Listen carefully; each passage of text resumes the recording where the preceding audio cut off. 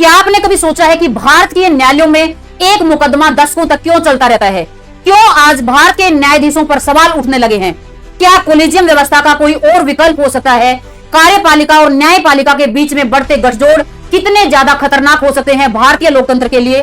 साथ ही हम जानेंगे न्यायपालिका की पारंपरिक भूमिका क्या है, आज की समस्याएं क्या है, चुनौतियां क्या है और वो सारे विवाद जो न्यायपालिका से जुड़े हुए हैं। साथ ही हम जानेंगे वो सुधार जिनसे न्यायपालिका को, न्याय व्यवस्था को और बेहतर किया जा सकता है। आज के वीडियो में इन सारे टॉपिक पर हम डिटेल से बात करने वाले हैं। न्यायपालिका की पारंपरिक भूमिका। भारत के संविधान के अनुसार भारतीय न्यायपालिका संविधान का संरक्षण करने वाली और जनता के हितों की रक्षा करने वाली संस्था है। सुप्रीम कोर्ट, हाई कोर्ट, जिला न्यायालय ये सब मिलकर बनाते हैं भारत का न्याय प्रणाली तंत्र, जो कि अपने 3 उद्देश्यों पर आधारित है। पहला है न्याय सबके लिए होना चाहिए, दूसरा न्याय समय पे होना चाहिए और तीसरा न्याय जो होगा वो पक्षपात रहित होगा। न्यायपालिका की आज की सबसे बड़ी चुनौतियों में पहली चुनौती है न्याय में देरी। भारत की अदालतों में 5 करोड़ से ज्यादा मामले लंबित हैं। कई मामले ऐसे जो 20-25 साल से अटके हुए हैं। कितने सारे ऐसे लोग हैं जो भारत की जेलों में बंद हैं 5-5, 10-10, 15-15 साल से, जिन पर आज तक ट्रायल भी शुरू नहीं हुआ है, जिनको कभी जमानत भी नहीं मिली है। आपने उमर खालिद का नाम सुना होगा। पूरे 5 साल उनको हो गए जेल में बंद, ना उनको एक भी बार जमानत दी गई है और ना ही ट्रायल शुरू हुआ है। कैसे भरोसा होगा भारत के नागरिकों को न्याय तंत्र पर? दूसरी सबसे बड़ी चुनौती है और वो है न्यायाधीशों की भारी कमी। भारत में 10 लाख लोगों पर सिर्फ और सिर्फ 21 न्यायाधीश हैं। वहीं अगर अमेरिका से भारत की तुलना करें, यूएसए में 10 लाख लोगों पर 150 से ज्यादा न्यायाधीश काम करते हैं।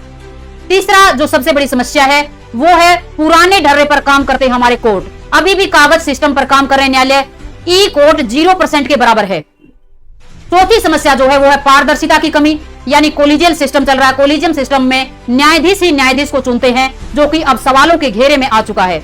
इन सब समस्याओं को छोड़कर सबसे बड़ी समस्या जो आज सामने दिख रही है वो है न्यायाधीशों का रिटायरमेंट के बाद पॉलिटिकल पद, राजनीतिक पद प्राप्त करना। और इस लालसा की वजह से कितने सारे न्यायाधीश हैं जिनके निर्णय प्रभावित हो रहे हैं। हालिया विवाद जो न्याय व्यवस्था में सुधार की मांग करते हैं। 14 मार्च 2025 को दिल्ली हाई कोर्ट के जज जस्टिस वर्मा के घर पर अचानक आग लग जाती है और उनके स्टोर रूम से अधजले 500 के नोट प्राप्त होते हैं। सुप्रीम कोर्ट की 3 जजों की जांच के बाद पता चलता है कि इसमें जस्टिस वर्मा इंक्लूड थे और उनके ऊपर गंभीर कदाचार और महाभियोग चलाने की सिफारिश की सुप्रीम कोर्ट ने। साथ ही सुप्रीम कोर्ट ने जज पर एफआईआर करने से इनकार कर दिया, ये कहते हुए कि न्यायपालिका की स्वतंत्रता पर आघात है। इस तरह के मामले न्यायपालिका की जवाबदेही और पारदर्शिता पर गंभीर सवाल खड़े करते हैं। फिलहाल जस्टिस वर्मा का ट्रांसफर दिल्ली हाई कोर्ट से इलाहाबाद हाई कोर्ट में कर दिया गया है। क्या एक कोर्ट से दूसरे कोर्ट में जाने से जज की मानसिकता बदल जाएगी? दूसरी तरफ भारत के मुख्य न्यायाधीश जस्टिस BR गवई का बयान आता है और उनके अनुसार भारतीय न्याय व्यवस्था में बुरी तरह से सुधार करने की जरूरत है। न्याय में देरी, नियुक्तियों में पक्षपात और जवाबदेही की कमी को उन्होंने गंभीर चिंता का विषय बताया है। उनके अनुसार न्याय में देरी न्याय ना देने के बराबर है। क्या हो सकते हैं समाधान?